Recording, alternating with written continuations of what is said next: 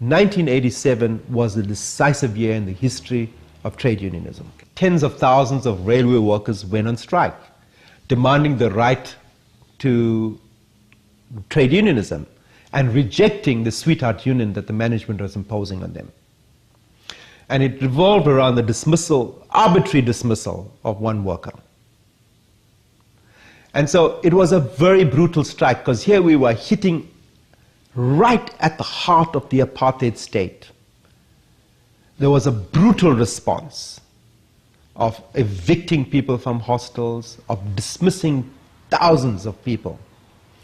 And the leadership of the union, which had recently been launched, was very new and were immediately detained.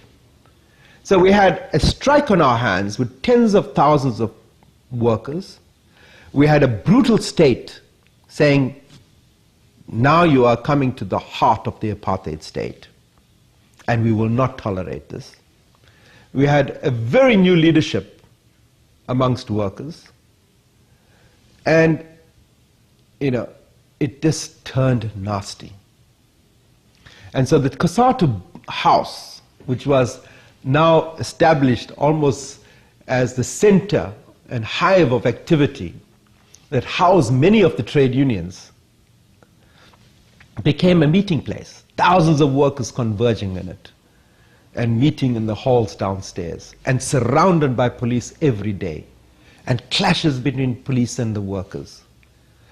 And the management was intransigent. They had dismissed people. They were not prepared to negotiate with COSATU.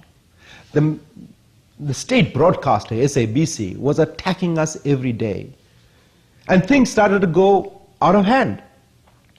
And so that's when we intervened as COSATU. And, unfortunately, it ends up in violence. First of all, the state assaults us on COSATU House. They conduct a military assault on us. They kill a number of workers in the Germiston offices. And then workers retaliate and attack the police. It ends up with the deaths of certain workers that had scabbed. It was an unmitigated disaster. It was going nowhere. It was a strike that was brutal, and it was no holds barred. It was like a war. In fact, the police cars outside, one of them painted an AWB sign on it, saying, "We're coming to get you." So, they continued over that period to be a series of military assaults on COSATU head office. And eventually, using Cheadle, Thompson, and Haysom, our lawyers, and using the law, we were able to exploit a loophole in the law that said the dismissal of those workers was illegal and not in compliance with the laws that govern Transnet at that time. And so we won on a technicality and got reinstatement. It was really important that we won that battle, and that the state was then forced into negotiations with us around recognition. And so that was a victory, again, that we got the reinstatement, we won some rights, we took some power away from them, and the union was now recognized as one of the representatives of the workers. So I think that was an amazing victory. And the back of that, then, comes a severe state reaction. The SABC is now full swing in its propaganda attack against us. And the state then decides that it needs to create a disruption in the operations of COSATU. They bomb COSATU House. And the attempt, and what came up in the TRC, Truth and Reconciliation Commission, where the then Minister of Police applies for amnesty, because he authorized the bombing of COSATU House using operatives from FAC+, the hit squads of the apartheid regime. And they apply for indemnity, saying COSATU was seen as a threat to national security. And what we know from Eugene de Kock, the one of the chief assassins and heads of the death squads, is that this was discussed at the highest level of government, including the president, in the State Security Council. COSATU was a threat that had to be dealt with. And when they talk about being dealt with, means removed.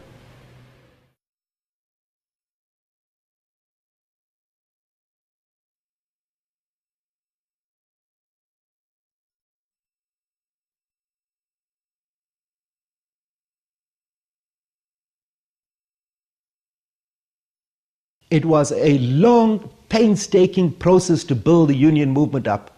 It used to take years to organize a factory or a mine. But ultimately, those workers became leaders. And those leaders had power because they had the skills to negotiate on what their rights were. And what happened is that we took power, arbitrary power, away from the employers.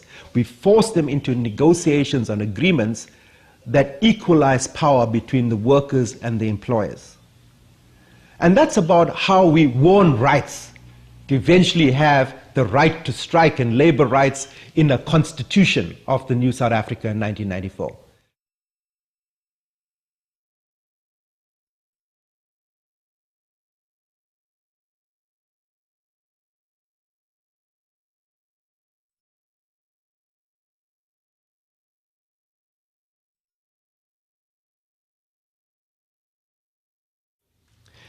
I think much of it has to come back to values.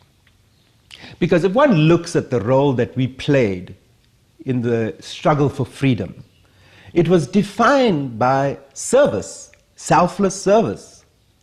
It was about a volunteerism. I started my work in the trade union movement as a volunteer. And so if one looks at that and one says, okay, what are the values that today underpin our society? Not just in South Africa, but globally.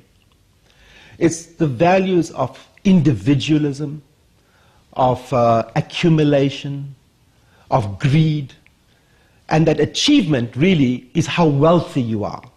The values have changed from that of a celebration of service and social solidarity to the values of accumulation as the height of human achievement.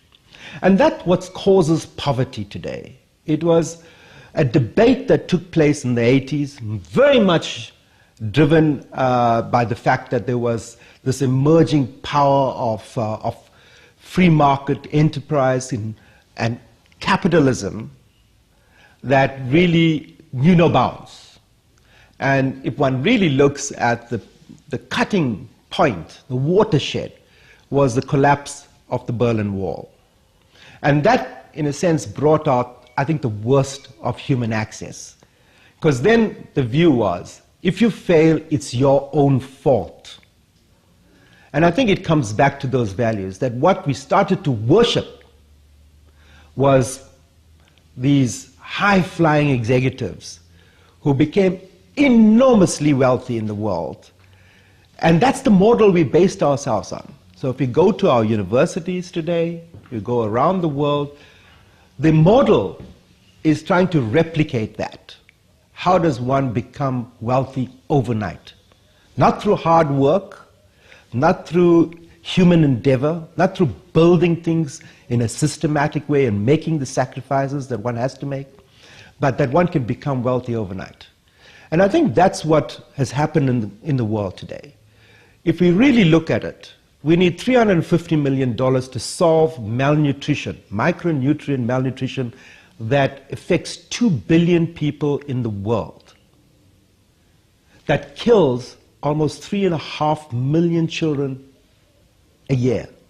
That stunts the growth and permanently damages over 200 million young people in the world.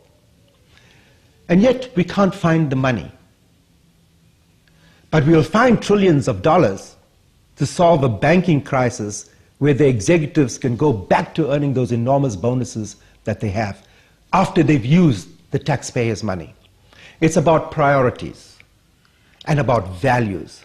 And if we really want to look at the question of what are the values that are most appreciated in the world and celebrated, do a survey of who are the people that people respect. Who are the leaders that are respected today? Who are the leaders that are celebrated as the height of human achievement? And 8 out of 10 times, it will be the same people. It will be Nelson Mandela. It will be Archbishop Tutu. It will be Mahatma Gandhi or Martin Luther King. But these people were never billionaires. They were not the world's brightest scientists or the engineering geniuses that we have in the world today. They were celebrated because of their selfless contribution to humanity, to social solidarity, to the identification with those that are vulnerable, those that are marginalized, those that are poor.